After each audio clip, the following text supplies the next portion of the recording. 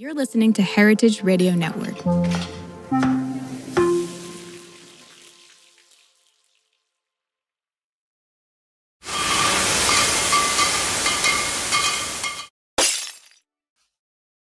Welcome back to Business of Drinks. I'm Erica Duecy. And I'm Scott Rosenbaum.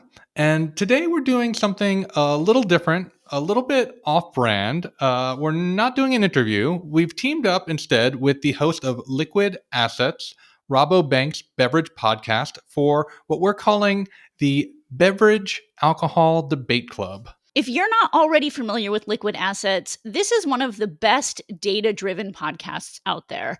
And it's staffed by a super smart team who are joining us today. So we've got Rabobank's VP of Beverage Research, Bourcard Nesin, and their senior beverage analyst, Jim Watson. And just as a side note, if you're not already listening to this podcast, but you want insights and context about what's happening in the drinks business, add it to your list. So, what topic are we debating today? Well, it's the one that's dominating headlines and C-suites alike.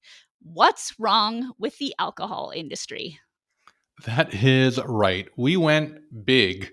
We tackled this question in a draft format. So we went around and each one of us had to pick what we believe is the biggest factor driving Bev-Alc's recent struggles and then kind of defend it, as it were. And let's just say things got spirited.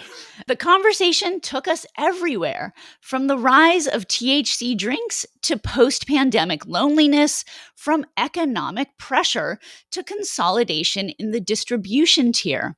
But perhaps the most staggering stat in my mind is the 2024 Gallup poll, where 65% of 18 to 34-year-olds said they thought that even one or two drinks a day was bad for their health. And that's more than double what it was in 2000. And that points to cultural shifts that we delve into in a number of ways in our discussion today. I know that in the year 2000, when I was 18 to 34 years old, I was not thinking that way. This stat is particularly interesting because it's not happening in a vacuum, right? There are these cultural anecdotes that support it as well. Everything from Joe Rogan and Andrew Huberman's anti-alcohol messaging to WHO warnings and certain general recommendations. There's been this broad cultural shift in how consumers are perceiving drinking. And cultural messaging isn't the only challenge. So we debated whether the alcohol declines are simply the result of high inflation and a post-COVID pullback, or if they're evidence of a deeper shift in behavior. And spoiler alert, not everyone agreed. We also dug into how supply chain consolidation is choking innovation. There are fewer distributors than ever before, but 5 times as many producers, and that's just US producers. With big distributors chasing big brands, where does that leave small and emerging players that might be struggling? And we also explored the rise of low-dose THC drinks.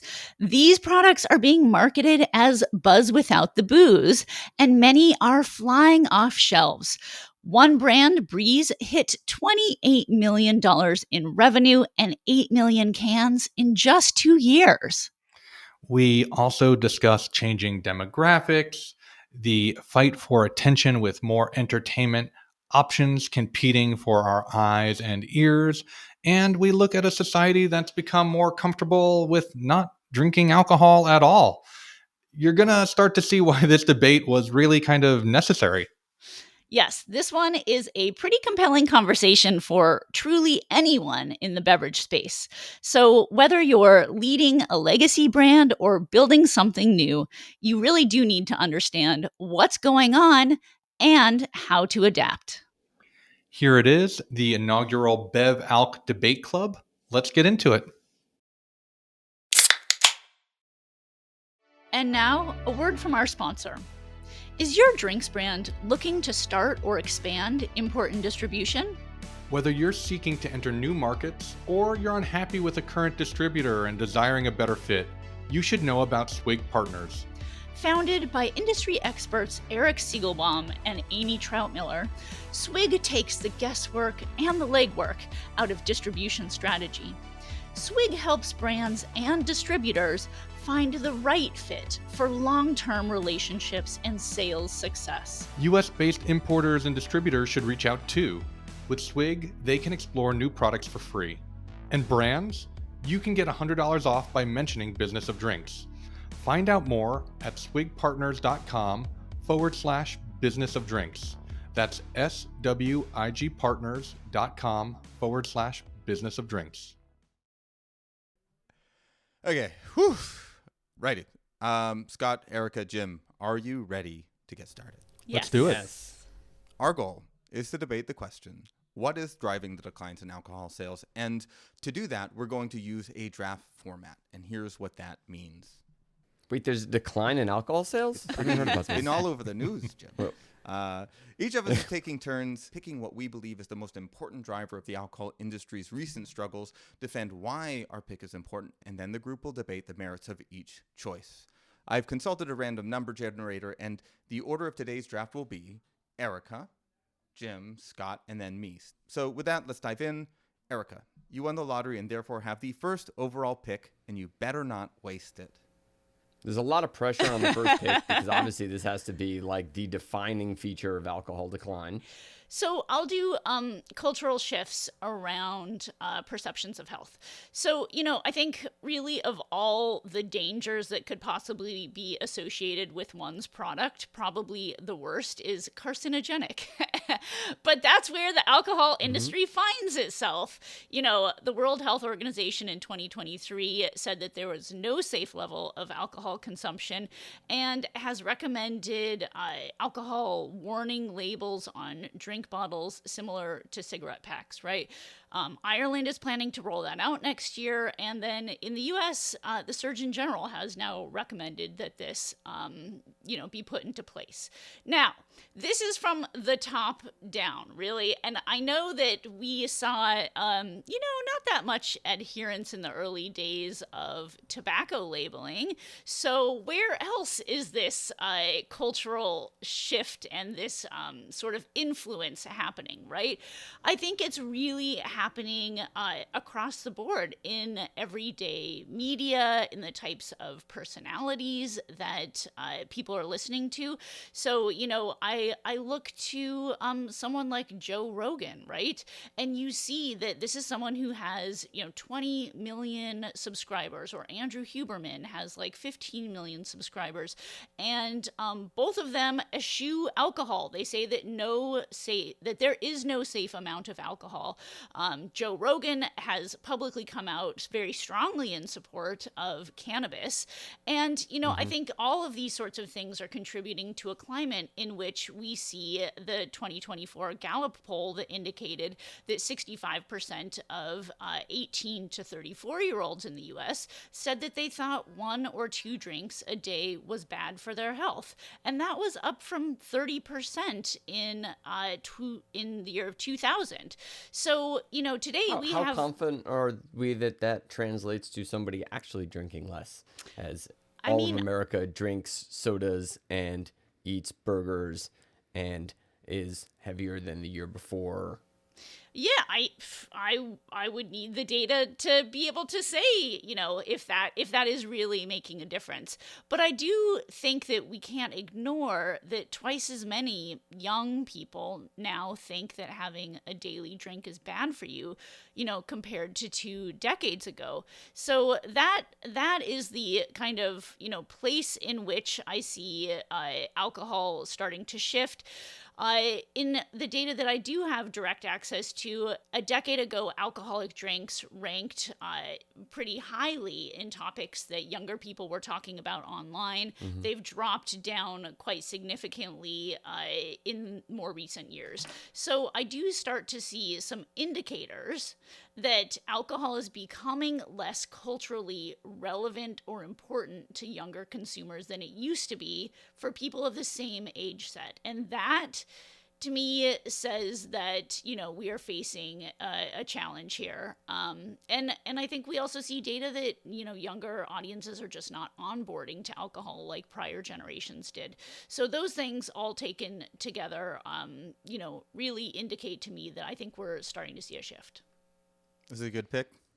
We've talked previously about the kind of the media shift too, right? So you mentioned podcasts, but even just movies, TV, the amount targeted towards a younger demographic that show a lot of drinking, kind of show that culture in a positive light. I think it's gone down a lot.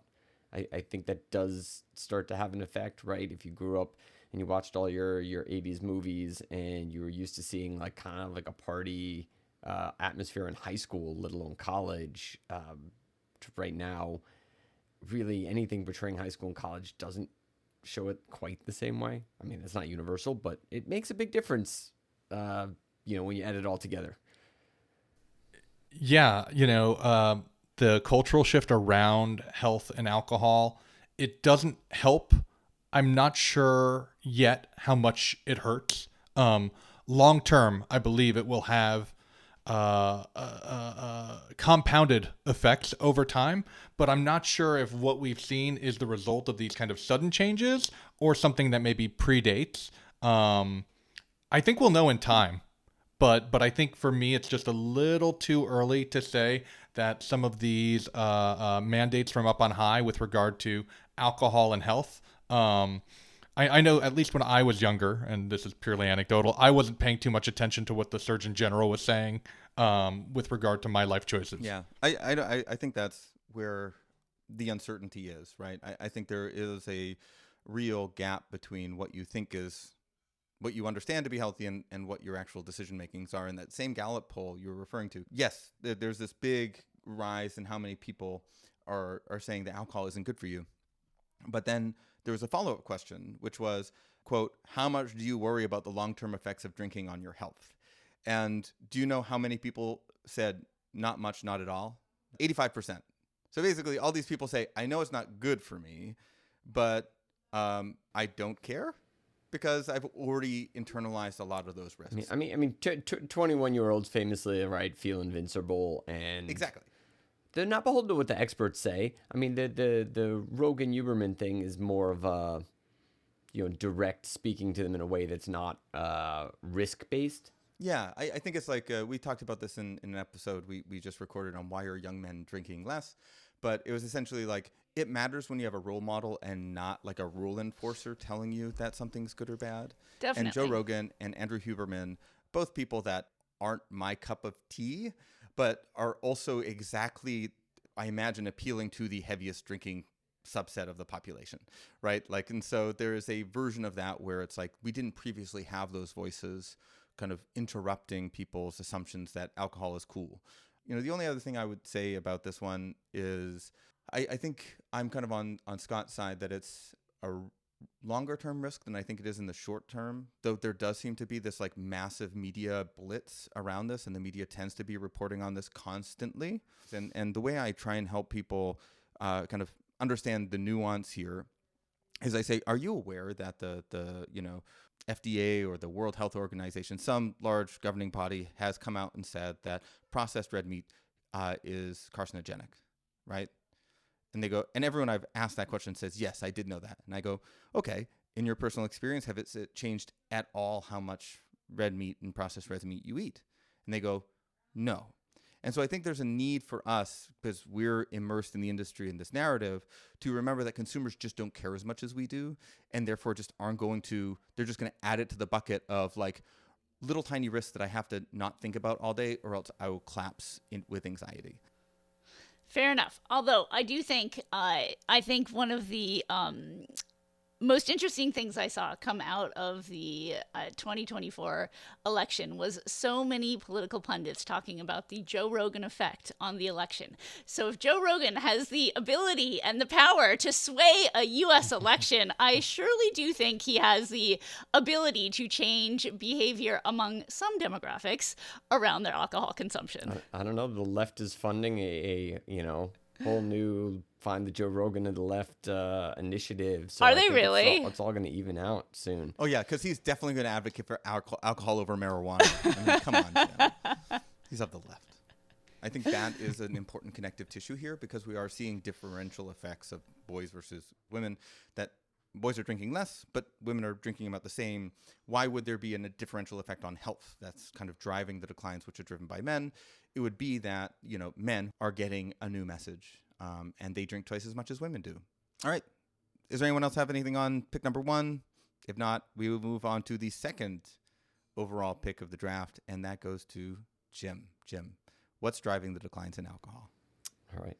Let's sticking with big topics. We're going to go from health to money. Money. One thing to talk about, what you want to drink, because of how you think it might affect your body. Consumers may not have enough money to spend on alcohol and may be making their decision to drink less solely because of their pocketbooks. Now, you can always say, right, this is an issue. What I think is different right now within the last 2-3 years is we've seen massive inflation, especially grocery inflation, that has been well ahead of wages. And so consumers going to the grocery store, specifically in the last 2-3 years, have had, a much tougher time filling their basket. And it may be that alcohol, for a certain number of them, is the place they cut out of that. We've seen good wage growth in the last year, but we're still not caught up. So we're still sitting here in a kind of a post-COVID period where your paycheck with respects to buying alcohol in the store looks smaller. And we know that alcohol is really tied to your income, to how much disposable income you have. And I think that's, might be slightly underrated in terms of just the mechanics of buying alcohol. That's fair. And as you said that, I pulled up, and never truly trust a survey, but LendingTree did a survey in 2024 where they surveyed 2,000 U.S. consumers, and at that time, 37% of American drinkers said they plan to reduce or eliminate their alcohol intake because of it negatively affecting their finances. My critical counterpoint, and this is, I think, if you ask CEOs in the industry both what they think it is and what they really, really hope it is the Jim's pick, right? Like they want to blame short-term economic struggles for what's going on. This is by far the most positive, the best outcome. Kind of transitory weakness answer there is, right? We're not doing anything wrong. It's the economy is kind of bad. And my counterpoint has been consistently, and I acknowledge the challenges of inflation in this, but we can all agree that when unemployment was 10%, when we weren't sure we were going to get money out of the ATM, when there were massive layoffs at high-paying jobs, all construction came to a stop in the financial crisis of 2007, 2008, 2009. Like, we can agree that the economy was way worse than it is today. And coming to me and saying, well, the economy is driving this decline, and I can look back at the 2001 recession and the Great Recession, and then all those things, and go, well, that was worse, and we're not even in a recession right now. How can you blame the economy? I would just point to that being like, I seem to think I would guess that there's something more unique to alcohol happening here, with the one exception being inflation. Because the last time we had kind of a real serious problem with inflation was the 80s, and guess what? Wine sales fell by 30%, spirit sales fell by 50% on a per capita basis. So things were really, really tough then, and inflation was a part of it. Well, I think that's one of the interesting things about the inflation is it did hit other food categories. Like the thing you buy at the same time, right? So the thing you buy that like eats up the paycheck you have specifically allocated to like the grocery store. Whereas as opposed to inflation that maybe your TV set costs more and you push that back, or it just feels like a totally separate purchase, right? Like this overlaps with food purchasing. Go ahead, Erica. Yeah, my question would be: is the amount spent by young people overall on beverages, total beverages, less now than it was a couple years ago? That would be my question. Because what I see happening is there's just so much fragmentation.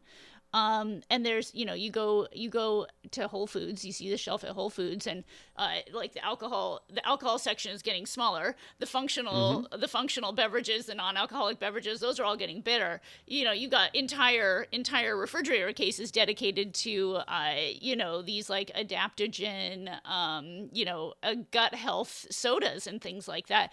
So that would be my question. Who needs overall beer? We need an aisle of mushroom coffee. Come on, clearly folks. we need the mushroom coffee, right? And I just wonder, are people reaching for that instead of an alcohol product, alcohol-containing product, right? And is that the shift? I literally put this in a report recently, so I can answer it. Overall, for people over 30, their non-alc spend has gone up slightly, and their alc spend is flat in terms of share of income spent on both of those things. But for people under 30, there's actually been a pretty significant decline in alcoholic beverage spending as a share of income, and about the same for non-alc. So there's your answer. For young people, it seems to be yes, but I don't know if young people's issue is necessarily income, though you can make the case. Jim, is it kosher for us to kind of blame the post-pandemic savings going away, where like maybe it's not so much that alcohol is being hurt, but the fact that when people have a lot of excess money and nothing to spend it on, it just happens that alcohol is like the beneficiary of that in a way that other categories aren't. And now that the money's gone, we're just kind of like coming back down to earth. I mean, I think that's a perfectly fair explanation too, right? I mean, I say it's so tied to income, and it is, but it's really tied to excess income, right? You do have to buy other things first, and during the pandemic, if you had all that extra money, it was, right? You're at home, you've got a little free for all, right? All the psychology. You're stressed. Of that, like, hey man, you need to take the edge off. Yeah, I'm stressed. Yeah. Like I gotta go do this. So I do think we have a come down off of that as well, right? Started at a high point, and then you have 2 years of wages really trailing inflation, and that combination makes it look even worse. All right, it looks like we wrapped that one up. So first two picks off the board. Scott, with the third overall pick of the draft, it's up to you. All right. Well, I looked at what there was more of. There's more brands, there's more producers, there's more absolute consumers in terms of their numbers. What there are fewer of, though, are are distributors. The threat that I believe is posed by unmitigated consolidation, franchising laws, this is a real moat and a real bottleneck. The way I kind of best like to look at it is, over the last 30 years or so, the number of distributors has shrunk by more than 50%, while the number of, and I'm just using U.S. wineries, this is to say nothing of foreign wineries, all breweries, distilleries, and other suppliers, that number has quintupled. So fewer distributors, but more places, more suppliers trying to find a home for their product. And that's my quick kind of take on what I believe is really kind of hurting this kind of Cambrian explosion of all these things that consumers might or might not want, but we don't know because it's not really reaching them. So you're saying that we're struggling to meet consumer needs because there's not enough market access for smaller brands? Possibly. and that the demand might still be there. The demand might be there. We won't know, right? Time and time again, Erica, myself, and others speak to these distributors, and they're looking for one or two new products in a category, right? And we see dozens or hundreds of products in a category. There's saturation. There are physical limits to the growth with regard to their warehousing, with regard to what they can truck, and we don't see newer distributors popping up at the same rate that can kind of accommodate all these new brands and suppliers. The retailers have also gotten much bigger on that along that same time frame, right? So plenty of consolidation on that side, which could equally, right? So you're a big distributor. Part of the reason you've been consolidating is because you need to be big enough to service Walmart. Walmart may say, we just want a national rollout of something. We need a big distributor to do that, but that's one rollout for everybody, not a lovely county by county approach to developing new brands. It's actually fair. I one of the things I think a lot of small brands face as they go to market, which has the same effect in some ways, right? If you buy Scott's thesis here, is that a lot of brands pitched for the national account, the Kroger or the Albertsons, and somebody says yes. And now you need to be decide whether you want to build out all this infrastructure to service those accounts without necessarily knowing if it's going to work out. Right. And I think a lot of firms, smaller firms and startups, can't resist that temptation, but a lot of times would benefit from saying, no, we're not ready for the national accounts because we're not ready to quadruple production and make that kind of commitment when we're not really sure how we should be selling in those environments. And we certainly don't have the support to ensure that we're performing well once we do get on the shelf. Yeah, and my point also is not to denigrate large distributors. It is to say that there aren't enough small and medium-sized distributors because you're right. You're a new brand. You're probably not going to be a good fit in year one for a national distributor, right? Being able to not deregulate per se, but make compliance more accessible for smaller companies that are distributing to make it more affordable, right? There are economies of scale that large distributors have that small ones can't accommodate for, that make it difficult for new distributors to take on some of this excess supplier inventory. I mean, one other thing along the same train of thought, right? So many distributors are moving to a total beverage platform, and it means they compete against each other. But when you do that, you try to pick a small number of winners in each new category. And so you may have less distributors, but they're all doing more and more the same thing and picking a smaller number from each category as they try to fill out their trucks.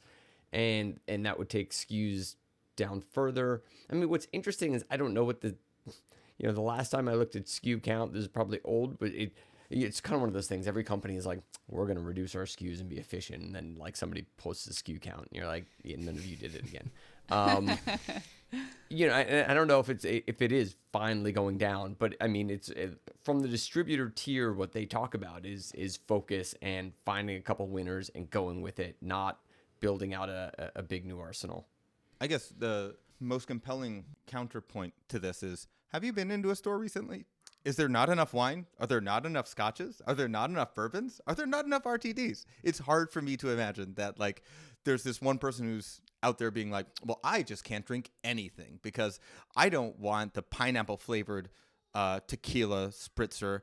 I want the guava flavored tequila spritzer. Oh, wait, there's one. Wait, it has some sugar. Never mind. I refuse to drink. I'm looking for a celebrity tequila. No, none of those celebrities. Yeah. Come on. Wait, that's not how you shop? Come on. So I guess it's just hard for me to buy that because I would say I don't buy the opposite being true, right? That there's too many SKUs and therefore consumers just give up. Because something will always stand out to you. And one of the wonderful joys and exciting things about shopping for booze is you do get to discover stuff. I think that's very important in terms of the profitability and performance of beverage companies. I'm not so sure it's as impactful on demand. Well, it would definitely be a long-term effect, right? I will actually, now that I think of it, there is one tiny little window of which I'm like, Scott, you're right here. Which is that's all I look for you. That's all I look. That's all I ever want. A tiny little window. So looking for 1% agreement here. So one of the things that big brands and small brands alike are complaining about is that distributors aren't willing to take on risk for innovation. And that doesn't necessarily mean a new-to-world product with a new flavor profile. It might mean, why can't we get wine that's good in 200 milliliter bottles?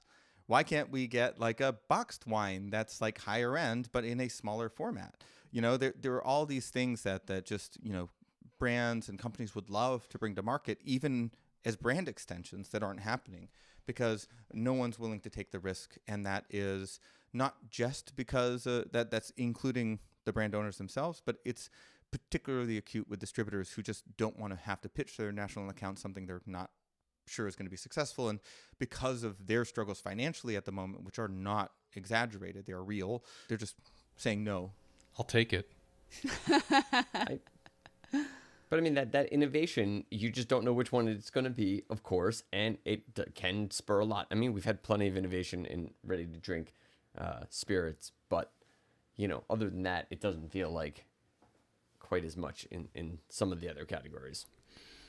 I will agree that this is the purpose of small and medium-sized distributors, is that they can take chances that larger ones wouldn't, because the larger ones are beholden to those things that work, to the status quo, to where money is already being made and spent.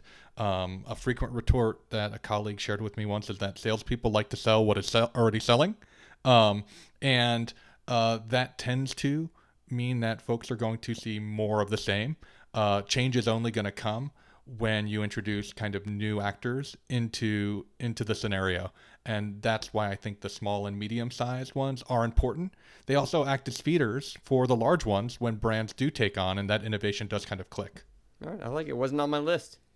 Yeah, it's good. It's good. Do I have the awkward task of assigning myself the 4th overall pick? I think you do. And up 4th, the mighty, super intelligent Bourcard Nesin. Oh, thank you, Jim. Yes. So my pick is kind of speculative, but it's the pandemic, right? Erica alluded to this for her pick, but also big. We got to get specific on that. Yeah, it's going to be very specific. So one of the very clear kind of narratives is the pandemic. People were locked down.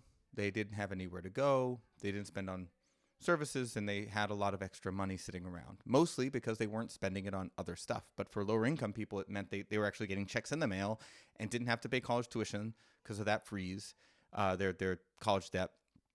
And so, there was an element of the pandemic performance, that 2020 to 2022 period, that just was never going to be sustainable. I think that was predictably we have so. the data on it's like bi-yearly of young people spending as a percent of their total income on alcohol, and it'd been trending way downward and spiked massively in 22.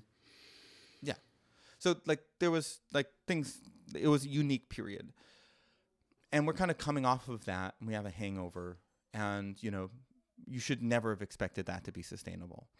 But as we're starting to come back towards the trend line pre-pandemic, the decline is starting to look like it's going to clearly dip below trend, right? I think we're going to lose volume and consumers relative to where we were pre-pandemic if things continue where they are. And I see no indication that things are going to get better in 6 months, right? We haven't even been faced a recession yet. And so one of the things that I keep thinking about is, did the pandemic change culture enough that the act of socializing, making friends, going out to drinks after work, moving around has made it a lot harder just to get together and hang out with other people? And inherently, alcohol is a social drug for those who use it responsibly. And therefore, I want to kind of point to, hey, is there more than just a hangover from the pandemic? Are we spending less time with people? I know in my life, I feel more lonely and more alone, and I have fewer opportunities to see people I care about because of the way work and life has changed in the post-pandemic period. Mm-hmm. And I think that change wouldn't have happened, and I think more people are experiencing that than they did pre-pandemic. Like, we do video calls instead of going to business meetings, right? Those kind of things used to be opportunities to go out and meet people and drink, and now we aren't doing it. Yeah, I definitely think that's part of it. I mean, we know that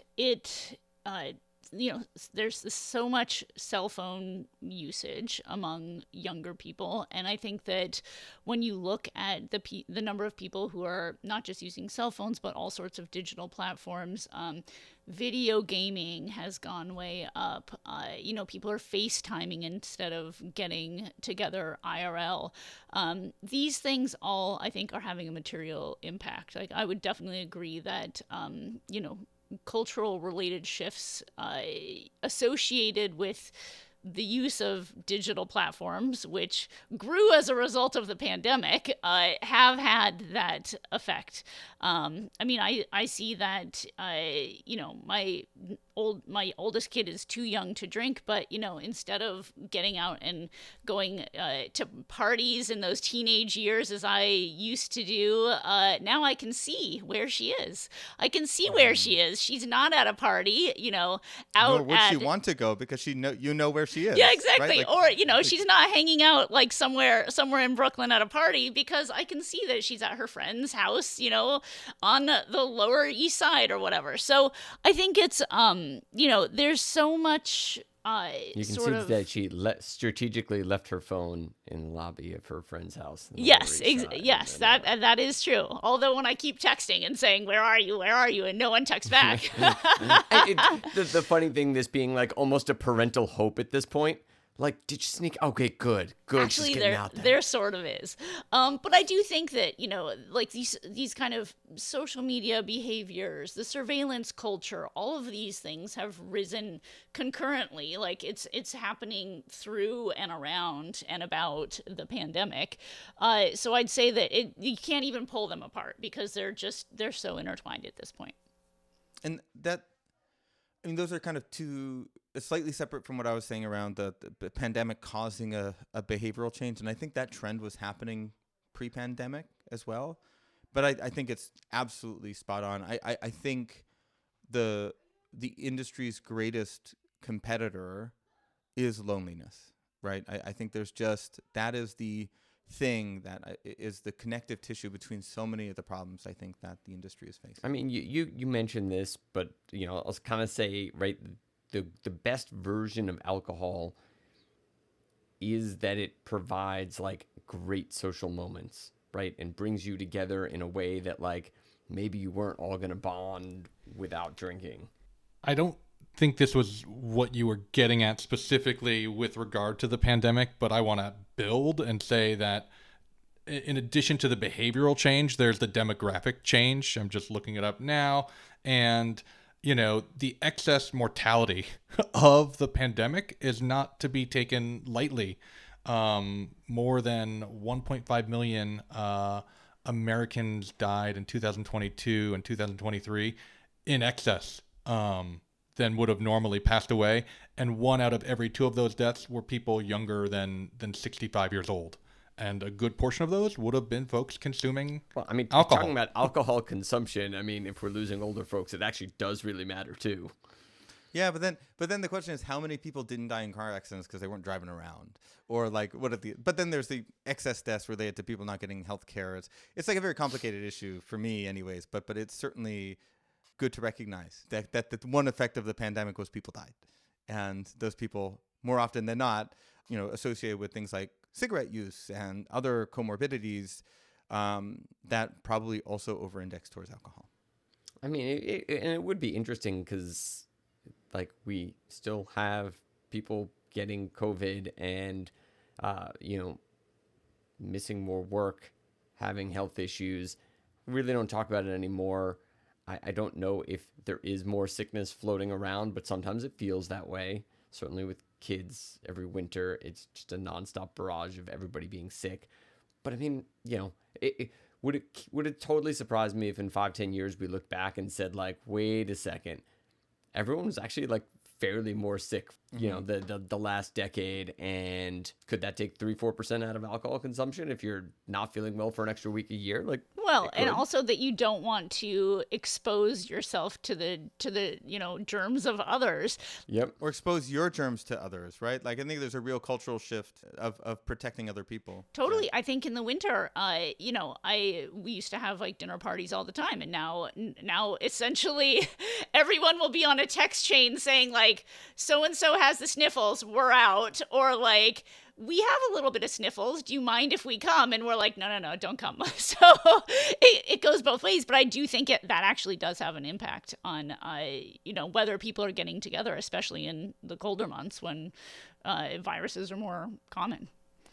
Absolutely. Prior to the pandemic, my favorite thing was planning these types of get-togethers, and post-pandemic, my favorite thing is canceling them. Because of the sniffles. So many sniffles. All right. I think this has been a great conversation so far. We need to take a quick break, let our listeners get a quick breather, and when we're back, the second round of the draft. Stay tuned. And all right, now I'm ready. And then we're back. We're back. We're back. Just like that. Like, what magic? And so we've got 4 picks so far. We're on to round 2. And that means Erica, the 5th overall pick, goes to you. What is driving the declines in alcohol sales? THC. So we are in the Wild West of THC We promised products. we were going to boo something. Yeah. So THC is kind of like the Deion Sanders' son of this draft that like everyone expected him to go number 1, but he's actually like number like way lower in the Sixth pecking rounder order. or 5th rounder or whatever, right? Yeah. Disappointing performance from THC drinks, who thought they would get a much bigger rookie contract. Yes, but I think they're the sleeper. I think they're the sleeper hit here. THC containing products are more widely available than ever before. Right now, they're in about 24 states, recreationally legal. And the hemp THC products are also starting to pop up everywhere, including my corner bar. I literally can walk into my bar and with my margarita also have a shot of Nowadays put in there, which is a 5 milligram THC shot added to my cocktail, or I can substitute the tequila for that shot, right? Wait, really? I haven't seen that at a bar. Like, you're in New York City, right? I'm in New Jersey. New Jersey, I'm in okay. Jersey City side. Yeah. Makes more sense. So in New Jersey, this is now legal. In Minnesota, shop owners and the Total Wines, they are they're reporting that a lot of the losses they're seeing from alcohol declines are being made up with gains in THC. And you saw over the past year in Minnesota,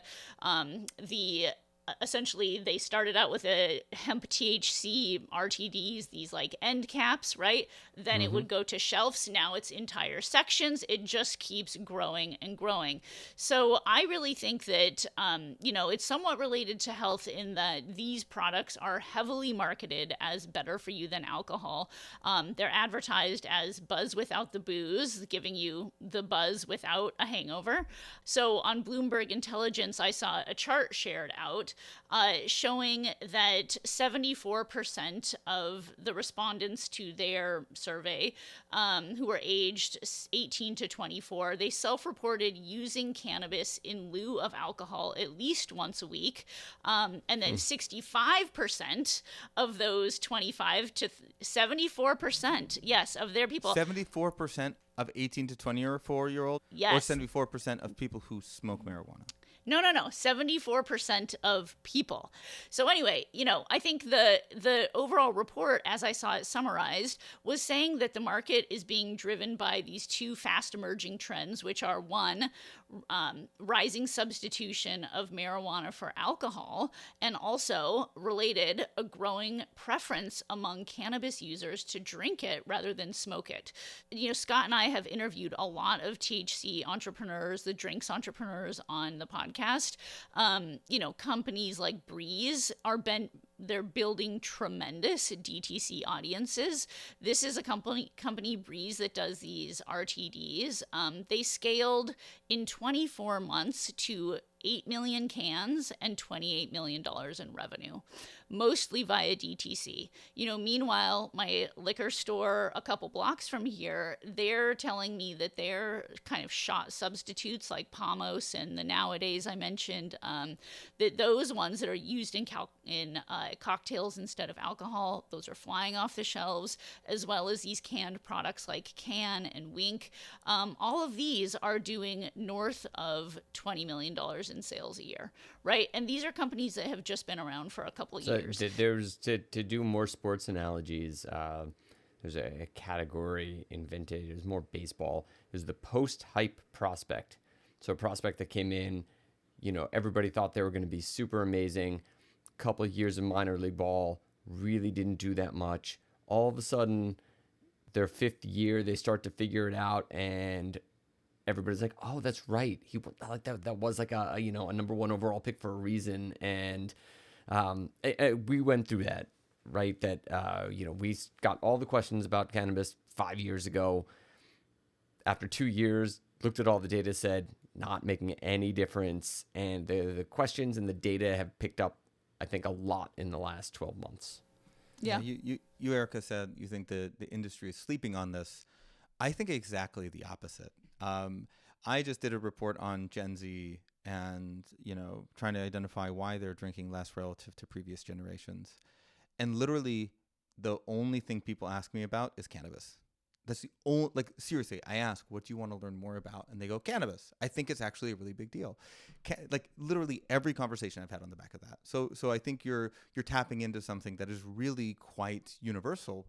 And a big part of that is this stuff is showing up in places that it didn't used to be, right? I think when we saw Constellation Brands invest, and this is to Jim's point, invest in Canopy in Canada, they envisioned cannabis drinks being where these things took off, and it turned out that people who smoke weed prefer to smoke weed. They prefer to inhale it, whether it's vaping or extracts or whatever. And I would actually argue that the experience is far easier to control. The risk of overdosing with edibles is way higher. It's a much longer term effect. How do you use it socially? Do you it's going to take 2 hours to set in, so at 4 o'clock at your desks at work, you're here, drink this now, so that when we get out of work, we're ready to have a good time. That's inaccurate, though. That's inaccurate. So for THC drinks, for the hemp-derived THC drinks, those are formulated to be water soluble. So they have an effect much like a glass of wine or beer. The buzz comes on in about 10 to 20 minutes and it fades off in an hour. It's it is a 1-to-1 substitute.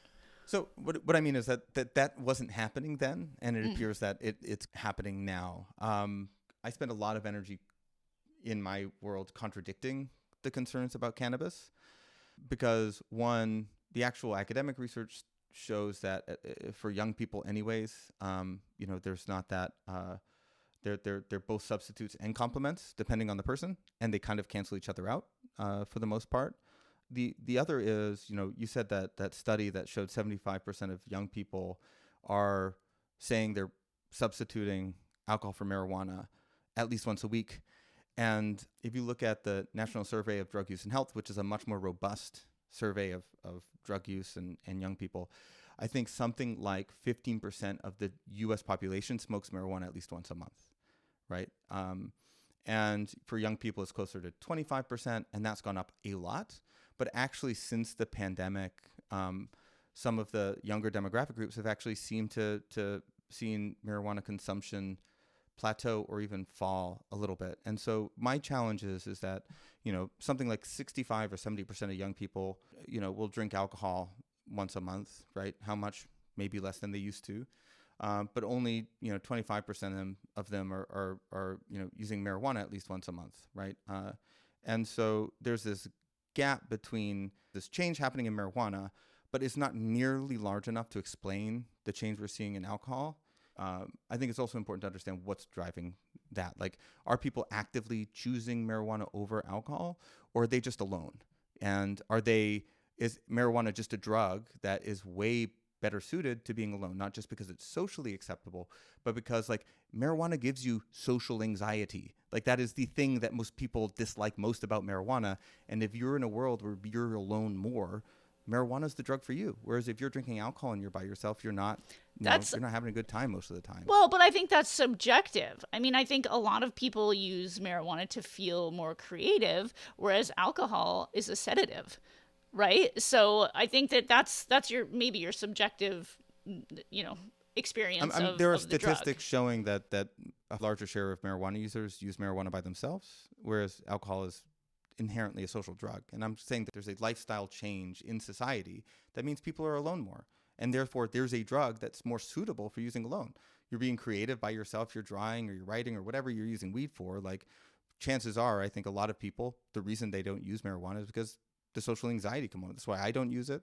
It's why a lot of other people don't use it. Sure, I smoked a ton of weed when I was a kid and did it with friends. But as I grew older, I realized that the conversation was better when we weren't stoned, and it was more fun to hang out with my friends when I wasn't. And again, this is a choice I've made that's informed by my own experience. But if you look at kind of the data, people are by themselves more, and marijuana is a drug that a larger share of the users use alone. I don't know. I mean, I think that if you look at how these products, which are low dose products, right? The way that these products are marketed, this new generation of low dose THC, is social tonics, right? They're meant to be, more of a bubbly sort of social effect. And like, I've used almost all of them. And I will say that for me, at least, they have a 1-to-1 effect. I almost get the exact same effect as I would from a single glass of wine or a single cocktail or a single beer. So I do think that I would be curious to learn more about the numbers around usage and how people are using them now, because at least the entrepreneurs that we've talked to who have the highest selling, the most popular brands in this category, they're all talking about social occasions. They're not talking about being alone. That'd be bad marketing, though. Yeah, man. They don't make you feel socially awkward. Like, honestly, You... if you're taking a low dose of any of these, it really is like a glass of wine, and I'm not being paid to say that. I'm definitely saying that's my personal effect. So I do think that that there's something there around these being used in a social way that is less explored. And I mean, there's an argument for the pickup of non-smokers. So, we might have thought it was going to turn on real quick. Okay, dispensary is around the corner and it's legal, like, you're just going to go do it. And I think it takes a while, right? You need to see someone in your social circle who's willing to get out there and do it and maybe talk to you about it. And then you say, like, okay. And then you see it a few more places, and then someone has it at a party you go to, and then all of a sudden it can spread into places that will be the consumers that weren't going to be there originally, and that would work with the time frame we've been operating on with cannabis's effect on alcohol.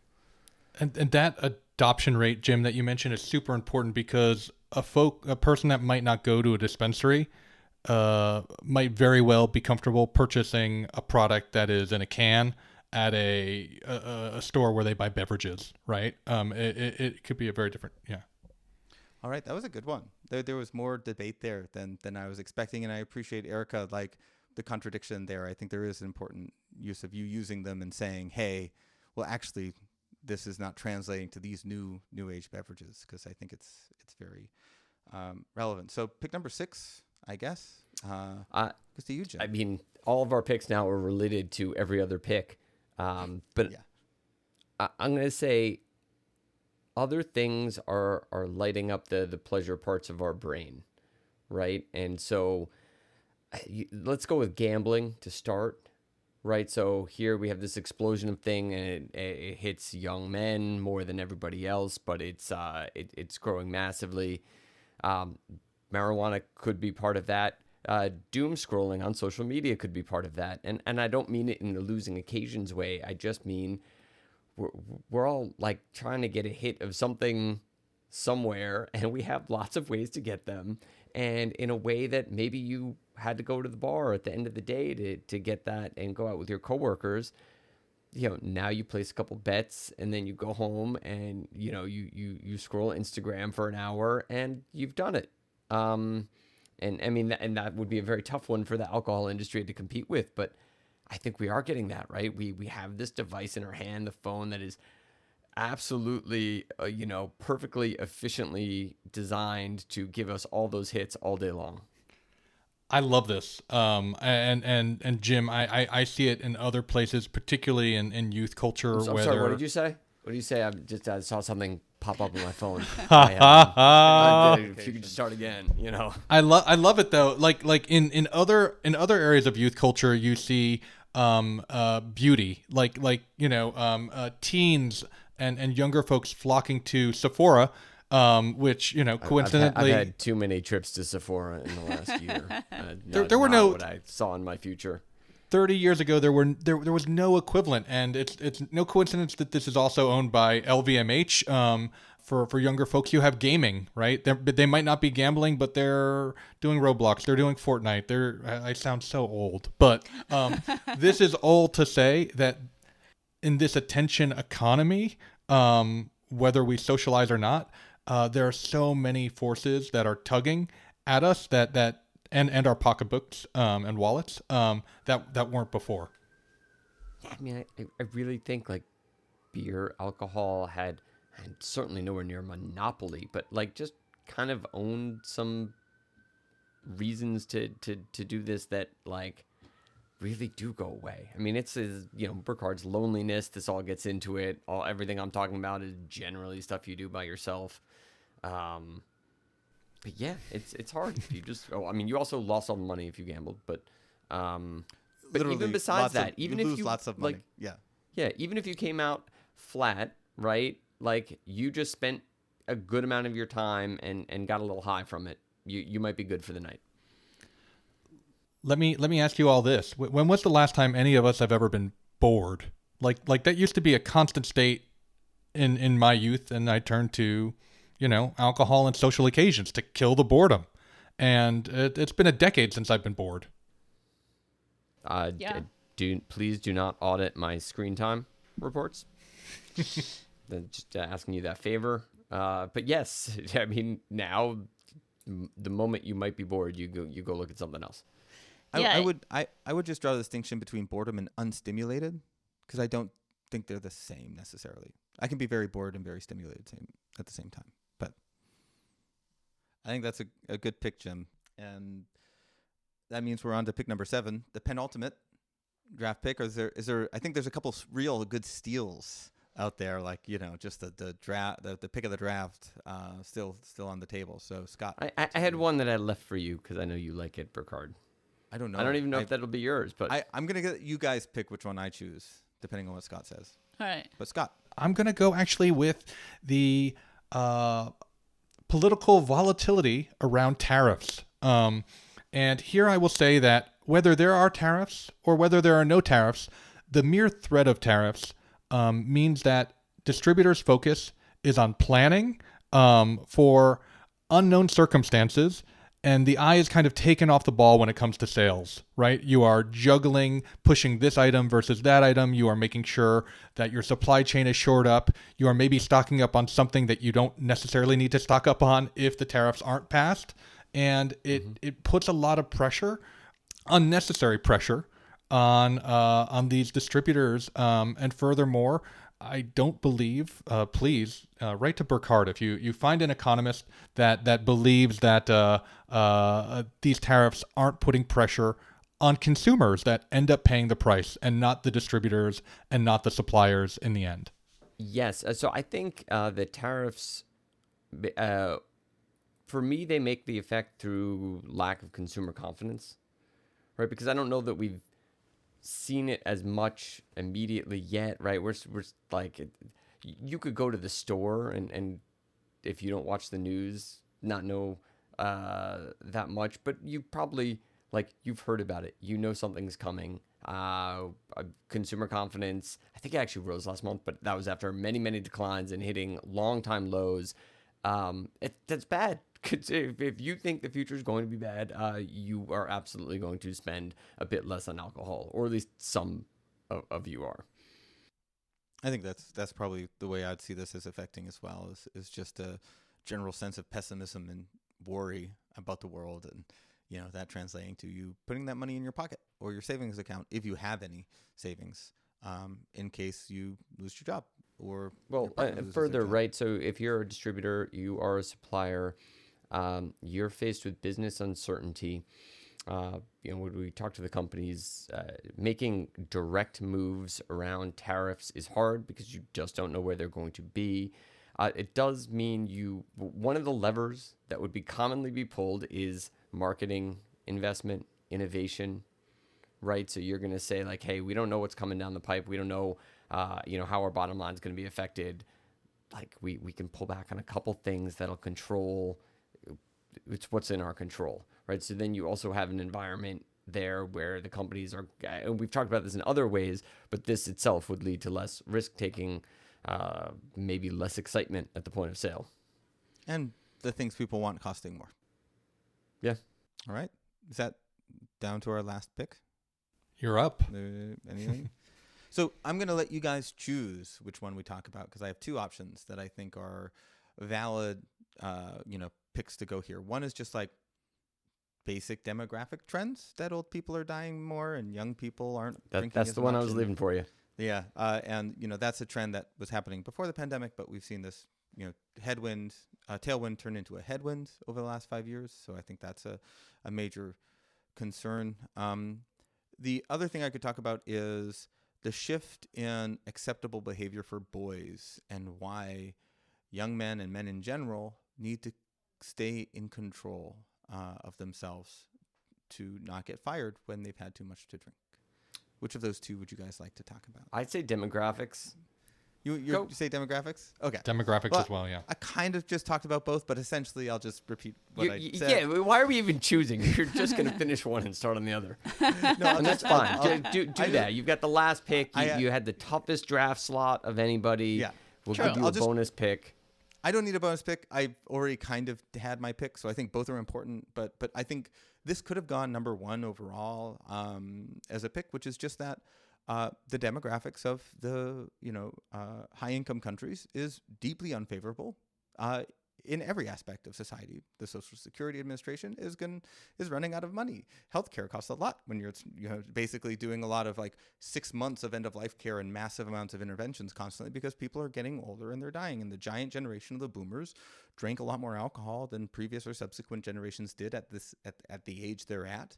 And they aren't drinking as much. Maybe some of them are too sick to drink. Maybe some of them just aren't updating their Facebook anymore.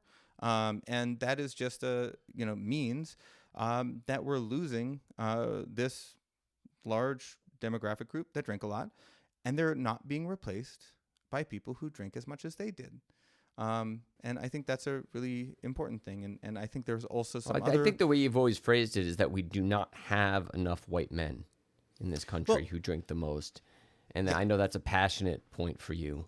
We need to just say, like, not every demographic group is drinking less at the same rates, right? If we actually dig down and say which groups are drinking less, it's overwhelmingly men, in particular men. But white men in particular drink more than any other demographic group on average. So I did this study, and it was like the average man that drinks, white man that drinks 30 drinks, a month.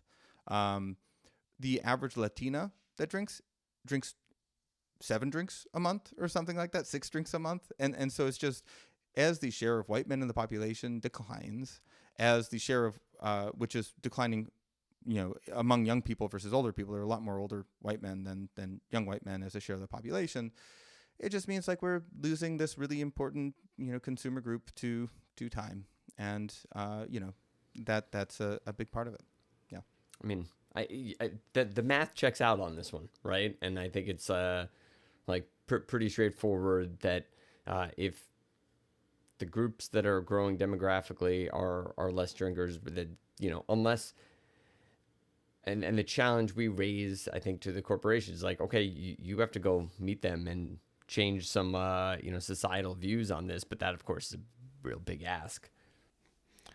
In our conversations at Business of Drinks with a bunch of successful brands that have kind of bucked the trend, we've seen this recurring theme that like those brands that are kind of not making what I'll call excuses because of the demographic reality are meeting and bringing new people into the fold that didn't previously consume alcohol or didn't previously consume that category of alcohol by what we call meeting consumers where they're at, right?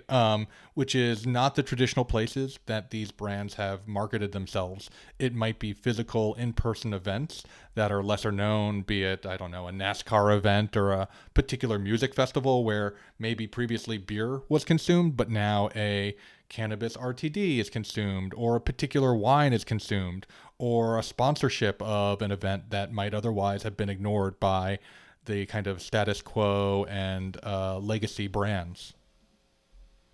Yeah, definitely. I will say, like, some brands have been very smart about refilling their funnel, right? So as these older consumers are moving off, they're either, drinking less or not physically well or dying. some brands, like I'm thinking of brands like La Crema or Stella Rosa, these brands that have become known as sort of on-boarder brands for the Bev-Alc industry. They have done a variety of things, which have, like Scott said, been very successful at refilling that funnel. So, like La Crema partnered with the WNBA, right? They're yes, like the official wine of the WNBA. exactly. Like that's kind of the reference point there, I think. Exactly. Right? That's super smart. They also take a mobile tasting room out to LGBTQ events, to sporting events, to events where wine typically has not been served, and give free product. And they have data from the platform Numerator to show that, like last year, 65% of their consumers who were buying the product were new to the brand, right? So they were onboarding new consumers to that brand very successfully. So I think there's brands like that that have done a great job of reaching out, but it's very strategic. It's very intentional, right? They're putting their marketing focus on recruitment to the brand and looking at the demographics that are the best target audiences, and then rolling out marketing activations and campaigns that in the case of La Crema, in the case of Stella Rosa, have been super impactful in bringing those new audiences on board.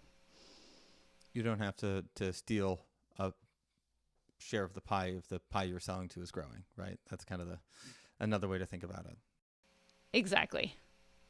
All right, we're well over our allotted recording time, but I do want to give you guys a little chance to, any closing thoughts before we end the draft, any contextualization or things that stood out as we had this conversation that you want to get off your chest before we go, or any picks that you would have had that you didn't get to do. And I guess I'll just go with the same order again. Erica, is there anything you want to say?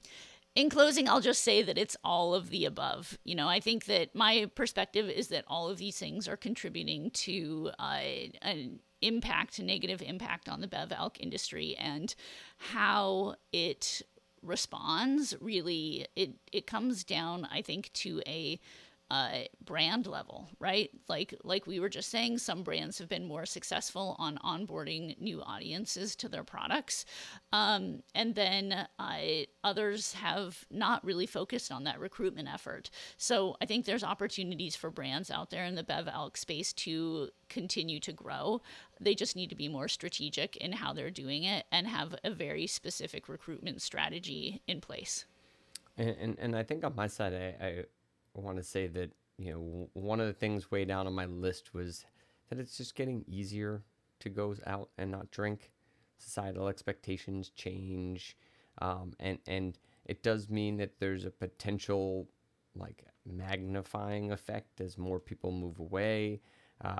More people get used to going out and being the only person not drinking. Then someone else sees them and says, wait a second, I can go out and order a non-alc or just nothing and hang out.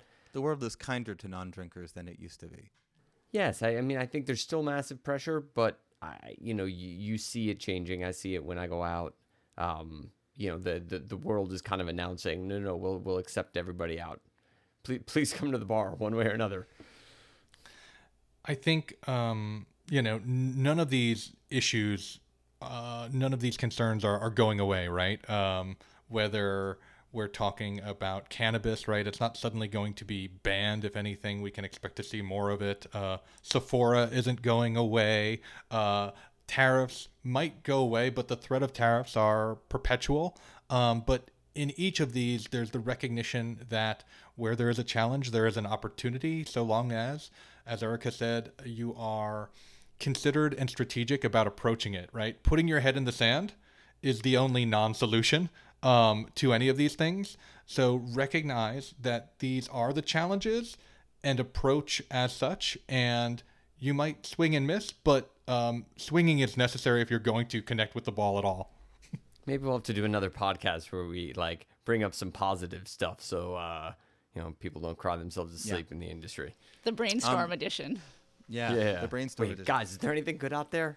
All right. Yeah.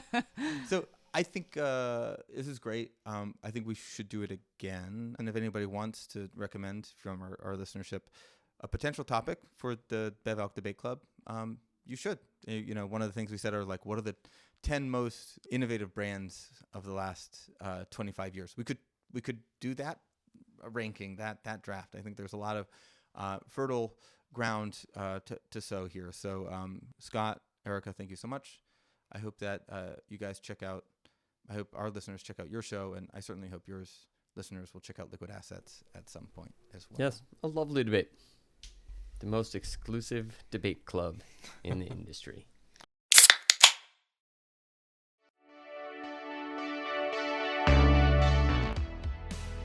Thanks for joining us on Business of Drinks. Follow us on Spotify, YouTube, or wherever you're listening, and tap that notification button so you'll be the first to know when a new episode drops. And help us spread the word. Click those star ratings and share on social. It really does help us find new listeners. Finally, if there's something that you'd like us to cover on the podcast, tell us. We're at podcast@businessofdrinks.com or reach out via Instagram or LinkedIn.